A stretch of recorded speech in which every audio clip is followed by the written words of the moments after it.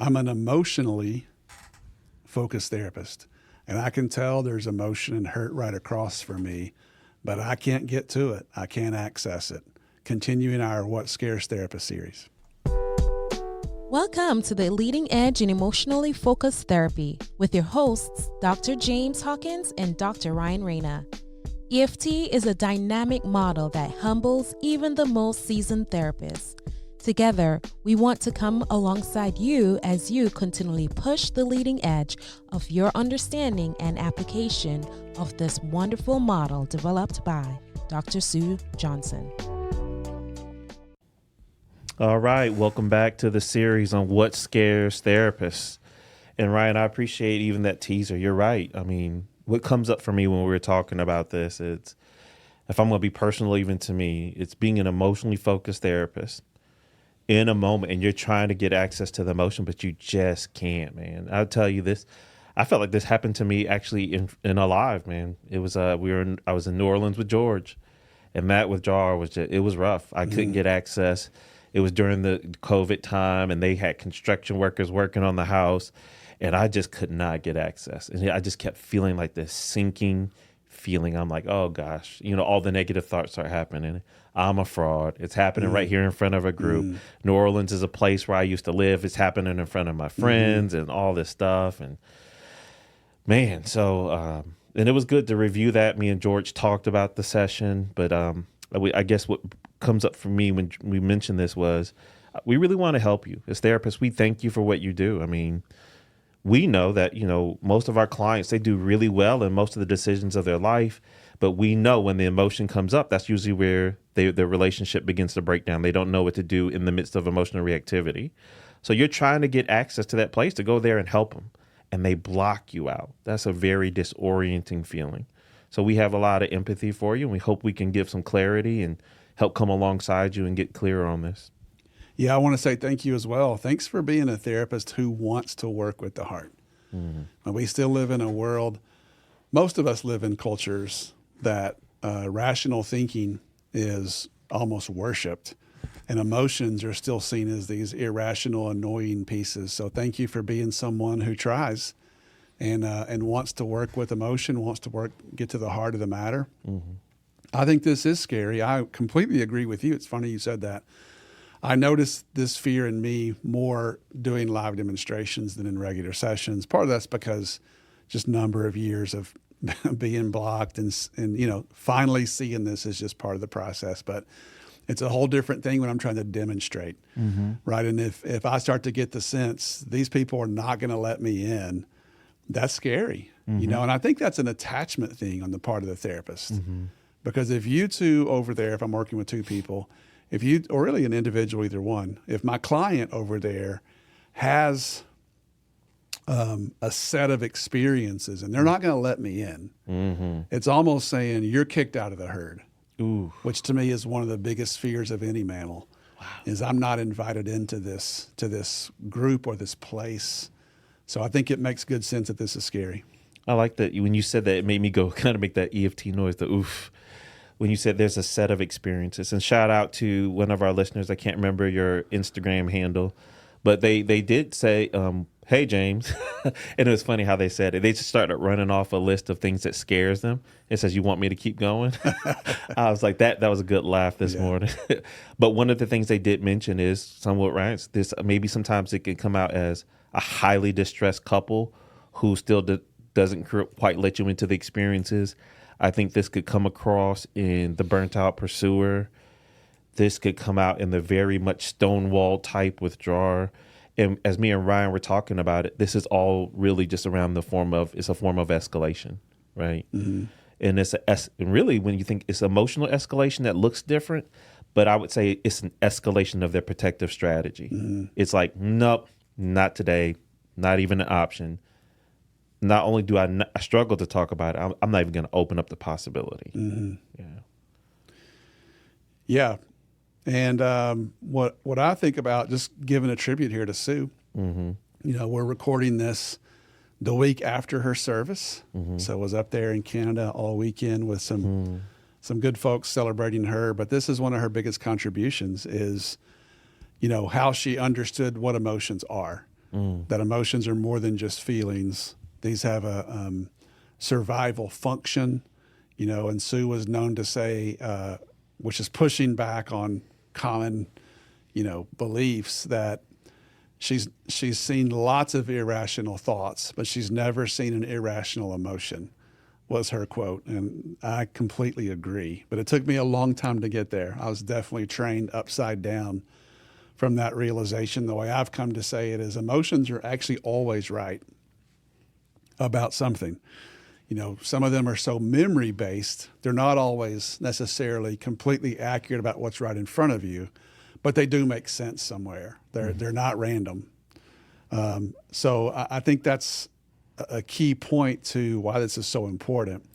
And I think when we're locked out of our clients' emotional systems, or the juice, as Sue called it, great stories this weekend in her service, by the way, with Leanne and David, and Leanne Campbell, David Fairweather, who were her GAs, students who would, the highlight of their week was to walk down the hall at the university there and sit in her floor. And, Sue was on for 3 or 4 hours. You can just picture that. Wow. Great experiences. And she would just use that phrase, when it's time, you got to get to the juice, talking about that vulnerable emotion. And when you can't do that, number one, I think it scares us. Number two, though, I think you start to get a sense of where the relationship is, because it's a common, what I would call a common impossibility, that in intimate relationships, the safety has gone so low, the pain has gone so high, that we're just trying to break the rules of the universe. Whether you believe the rules of the universe were established by God, like I do, or 800 billion years of evolution. However, there are certain rules in the universe that are kind of like gravity. You don't have to be a gravity believer for it to still apply to you. If you jump off a building, you're going to become a believer really quickly. And when it comes to intimacy, you can't have closeness and take your heart out of the game. And this is, I think, a major percentage of what our clients are trying to do. They're coming to us saying, help us find a strategy to break the rules of the universe. Help us get along, even have closeness and great sex. But I'm not going to bring my vulnerability. I'm not going to bring my heart forward. And that doesn't work. It makes perfect sense. But you can't create a combustible engine without fuel. You can't create closeness without vulnerable emotion. That's right. You said a correlation that stuck in my brain there. It said the pain is high, and what did you say? Vulnerability is low? Safety's low. Safety is low. Yeah. Vulnerability high. Yeah. I like the thinking graphics. Yeah, culminating with, okay, I don't want to leave this relationship, but I'm not going to let my vulnerable heart be seen, neither by the partner or the therapist. And that's what we're in the middle of. So that's this double stuckness we feel. We are locked out as therapists, potentially activating our own attachment fears. And then two, we're also stuck where they're stuck, where they're attempting something that's actually impossible. Whoa. Okay. So now, I guess, tell me if you're ready. I think how you think we framed up the kind of what we're talking about here. So let's go ahead and take a break, and we'll come back and start talking about what do we do in these moments when we've been locked out of our clients' vulnerable emotion. Yep.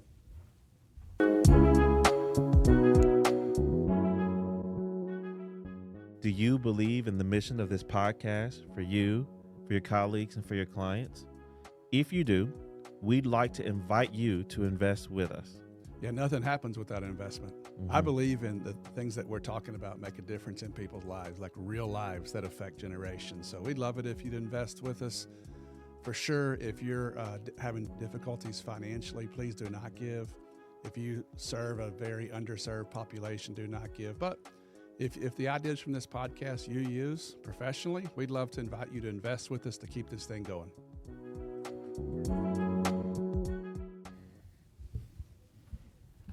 All right, so let's start talking about what do we do here?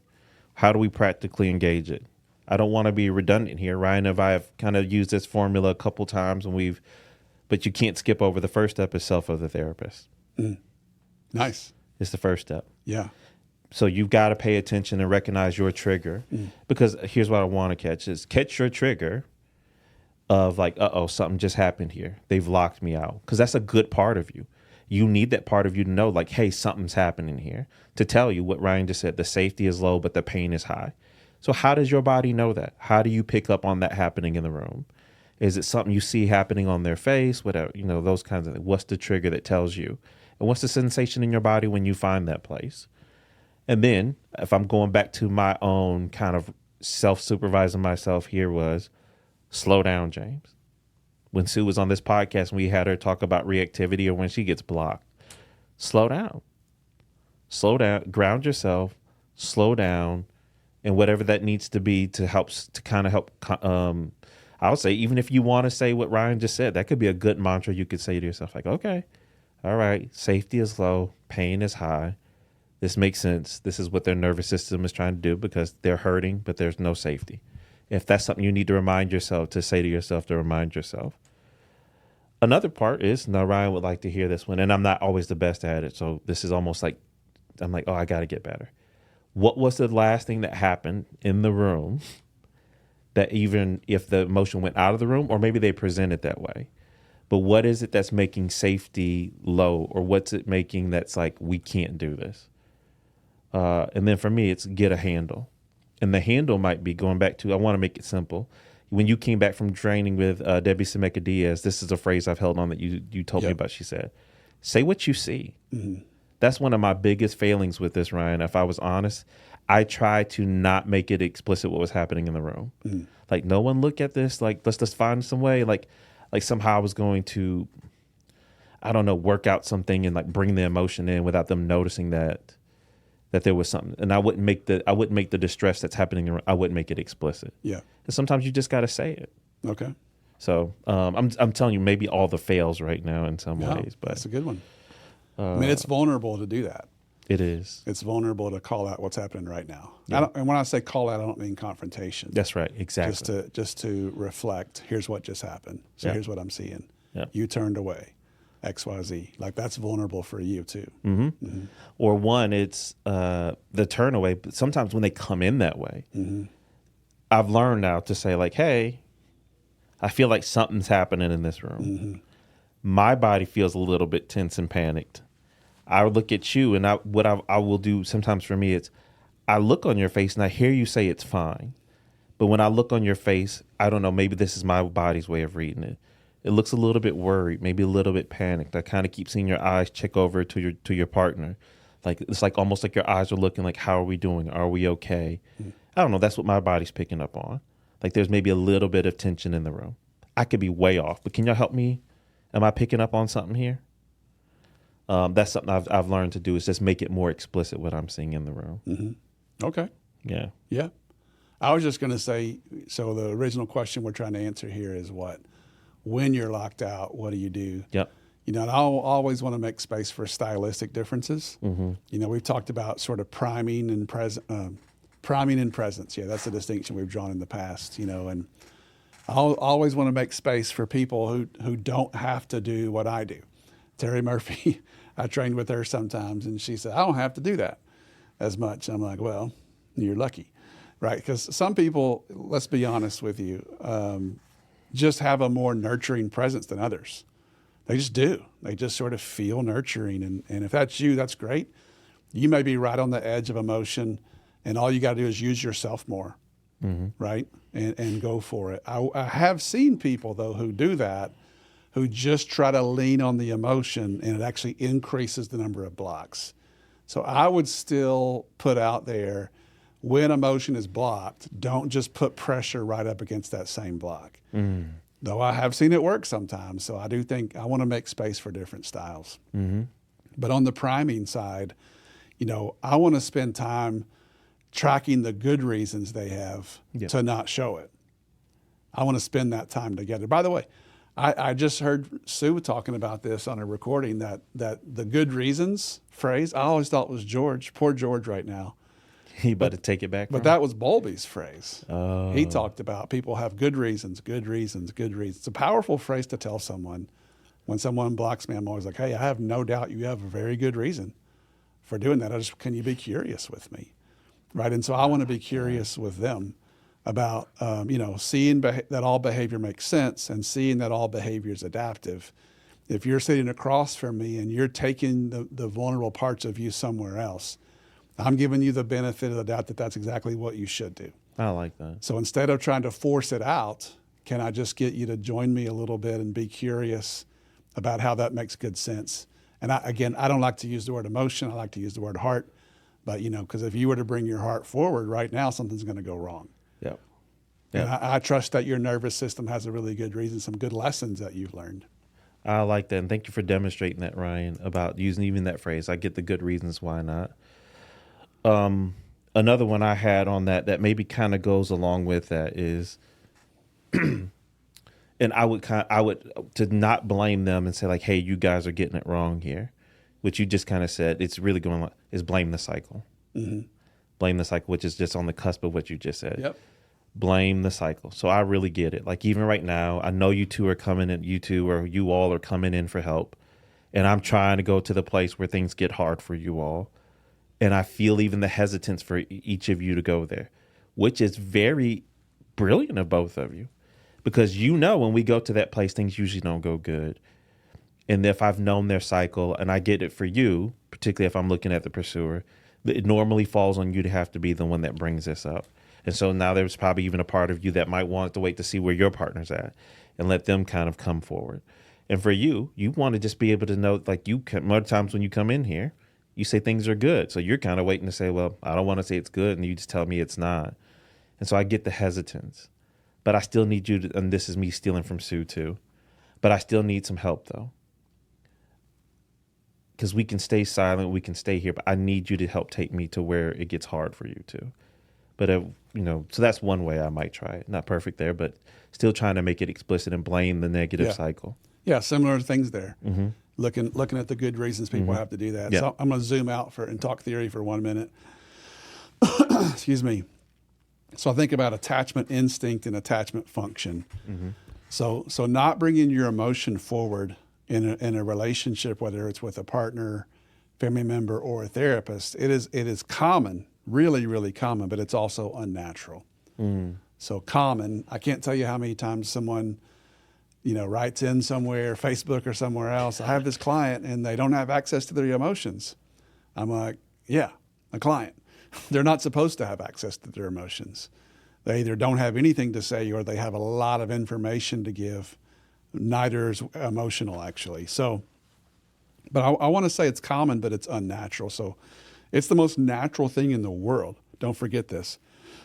This is what you have on your side as a therapist. For someone to proximity seek in the face of distress. It's literally attachment instinct. So when life hurts, my body tells me, take this pain to a trusted other. Mm-hmm. Okay, so you have that going for you. Don't forget that. You're like, well, if it's natural, why isn't it happening? Well, now you're asking the right question. There's a context here. There's a journey here. There's a cycle here that now my body is doing an attachment function. In other words, to survive, I'm taking my heart away. Mm-hmm. So there's the battle between people's attachment instinct, which is to bring their emotion to someone else, versus the attachment function, but has a protective. And that protection might be protecting myself, might be protecting the relationship, might be protecting from myself if I'm covered in shame, and definitely protected if I don't feel safe with other.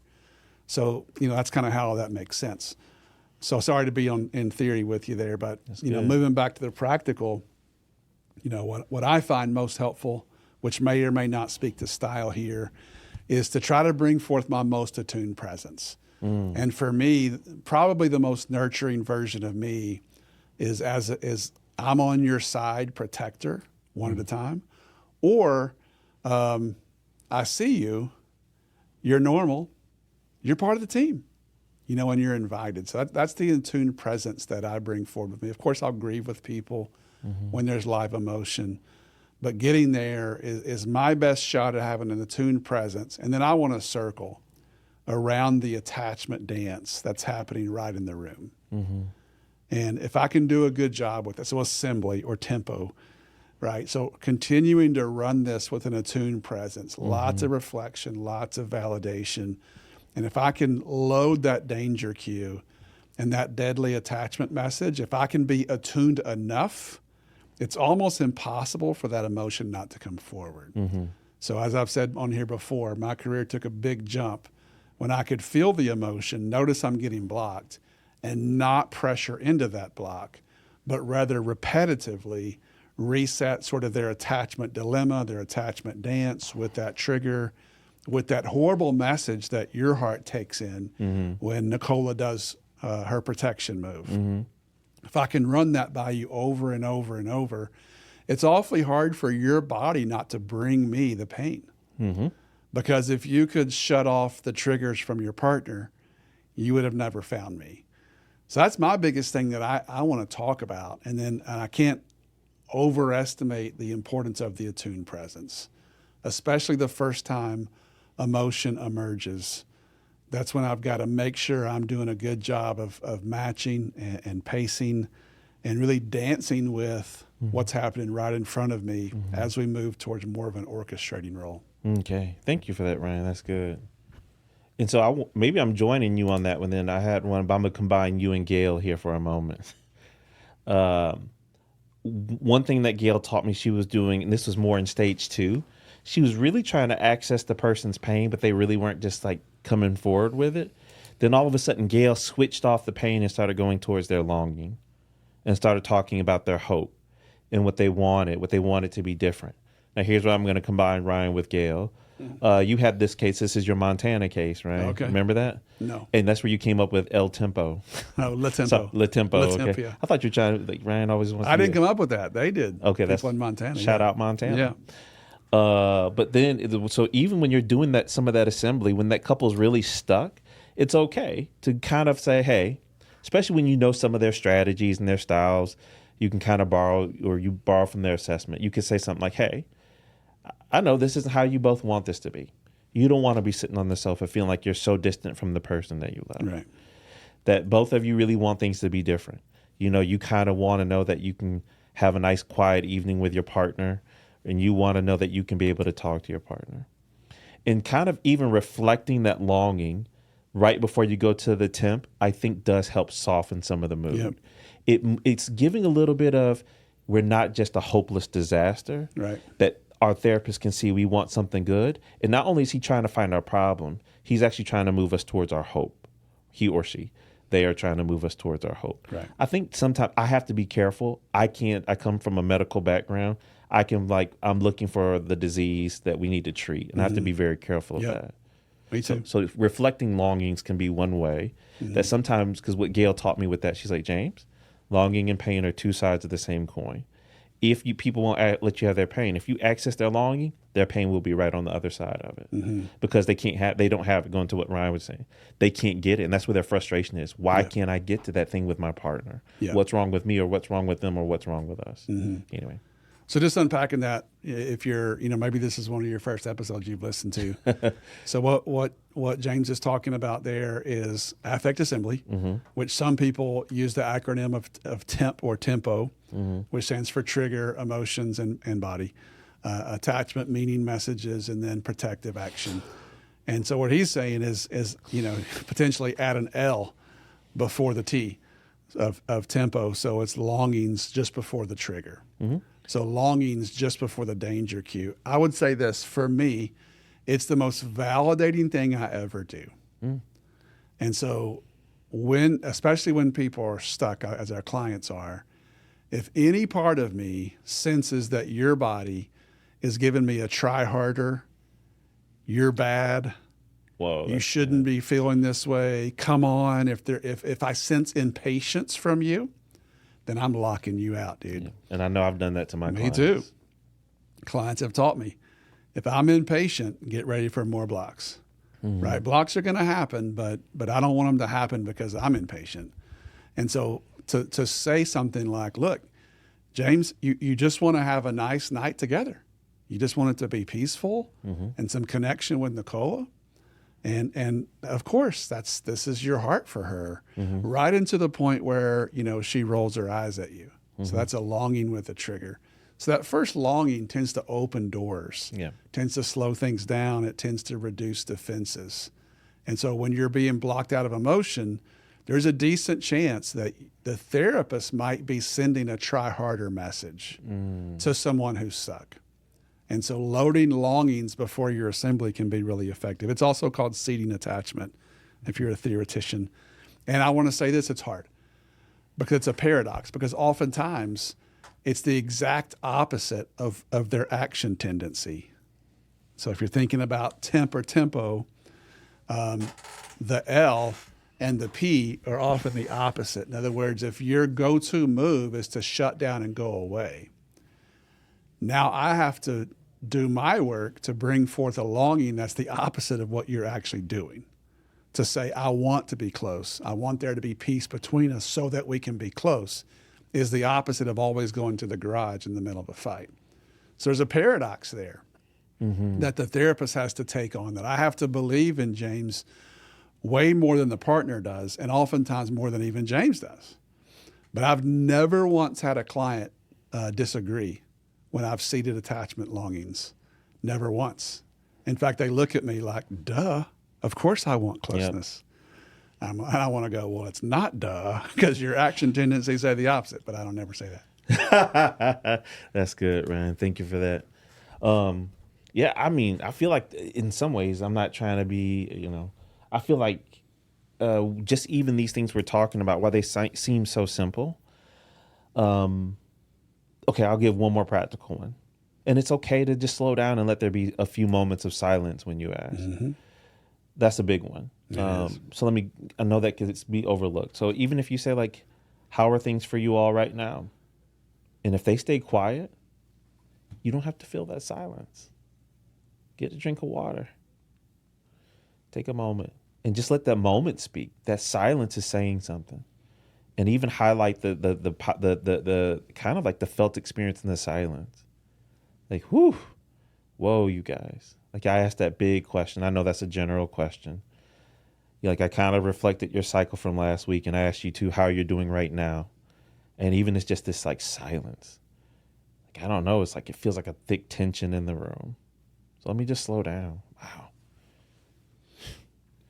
And I've seen this one with George one time. I think the couple was struggling at the beginning of the session, and George just asked for body markers.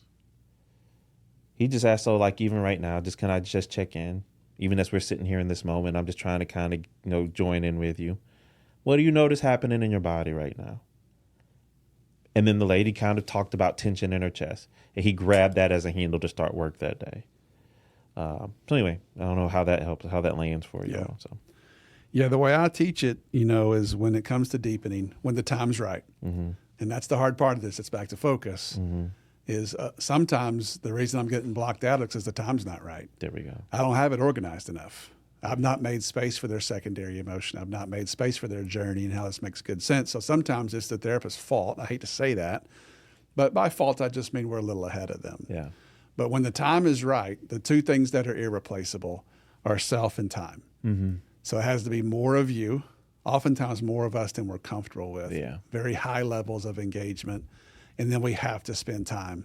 Yeah. So by self, kind of what you're saying there, is really using your risk voice. Mm-hmm. Leanne Campbell and Chad were talking one day, and they said, when you're on the first floor of a building, and it's time for the client to go in the basement, oftentimes the best move is for me to go to the basement first. Mm. Right. So I break my pacing. I bring forth my grief voice, which invites them, if they want to come down and do the same. Mm. So more of the risk voice, more slower, more simplicity, maybe the use of a simple image. Wow. To evoke that. Definitely using the body, using your intuition, your talent. You got to bring forth your inner Jedi right there. Mm-hmm. If you catch a sense like I did yesterday in a session, this person was very angry, and I caught the edge of a tear in the angry place. So I just noted it, and 15, 20 minutes later when we're circling around that anger space and spending time in the anger, that told my body, hey, there's sadness here. Let's see if we can find a way to move towards it. Not immediately, but in time. And then segueing well there is you have to spend time there longer. As therapists, sometimes we're impatient. And so if I'm right on the edge of an emerging emotion, I have to find a way to stall there for 4 or 5 minutes. So I had someone give me an image that if I can tell that you're sad, oftentimes I can feel or see your sadness before you can. And so imagine that it's in the very end of your small toe, and it's got to make its way all the way up your leg just to get to your knee, all the way up to your hip before it works through your torso and all your blood vessels until it's out into your eyes and your nose. So if you just think of it that way, you have to find a way to stay there. And some people are just really smooth with that. I got better when I quit trying to be smooth. I would just say, James, I need to stop right here for 3 or 4 minutes. I need to make sure I get really, really clear on what all happens for you, what kind of ouch there is here, what kind of pain happens that maybe your partner never sees, maybe you don't see. So can you stay here with me? Here's what I'm feeling, right? And just finding a way to stay there a little bit longer. The kind of emotion that we need to work with has an emergent journey to get into your client's awareness that can't be rushed. There you go, man. I thank you for that, Ryan. So did you have any more points on? No? Not really, and just that time and that use of self allows space for it to emerge, and it also becomes more granular, more and more clear, so that we can get the signal out to other. That's the point. That's the point of all emotion. All emotion is designed to be responded to by other. Man, yeah, thank you, Ryan. Appreciate this. Even as we think about this, there's one part where I think my mind might have been I was thinking also because you're right, the key point here is deepening. So that's more of you've progressed with some safety in stage 1, but getting close to stage 2, or you are in stage 2. And then there's also trying to get access in that stage 1 way. But I like this focus. Slow down, find yourself first. Notice it in your body that something's happening, but we're not talking about it, or we're outside the experience, like Ryan was describing. Our client has us on the outside of their vulnerability. It's like our body can tell us we're not in the place. We're not in the place that really matters. So, just the power of pace in your own presence. In that what do you call it? You don't call it L tempo. You call it la tempo. La temp. Okay. French assembly. That's awesome. That's great, y'all. But y'all, just thank you once again for listening to this podcast. And we know it can be hard because as therapists, you're so empathic. You see where your clients it's like there's a part of you that knows this is where they need love to show up for them, but they won't go there to give love a chance to show up, because the protection's just winning in that moment. And so I liked what Ryan said. The big mistake there's 2 things I'm going to take away from this podcast, Ryan, is I think, I've gotten better at validation, but I want to be the one that speaks longings out more. Keep saying, I see what you're fighting for. I see what you're trying. I see what you want. And just say it more often and quit just looking for problems. Yeah. And then watch myself. Am I sending you're getting it wrong signal? Those are my 2 ways to get better from this podcast. Me too, really. I mean, I'm pretty practiced at making sense of protection and sort of labeling things as protection, but there's room for me to point out the positive intent. 100%. That really all those protections in strange, paradoxical ways are an effort to connect. Wow. And so the more you can point that out, the more doors open for you. All right, y'all. Thank you so much. Thank you for listening. We hope this experience helps you push the leading edge in your work to help people connect with themselves and with each other. Please subscribe to our podcast and leave us a 5-star review. You can contact us at pushtheleadingedge@gmail.com, and you can follow us on our Facebook page at Push the Leading Edge. You can follow Ryan on Facebook at Ryan Rana Professional Training, and on his website, ryanranatraining.com. You can follow James on Facebook and Instagram at DocHawkLPC. You can also check out his website, DocHawkLPC.com.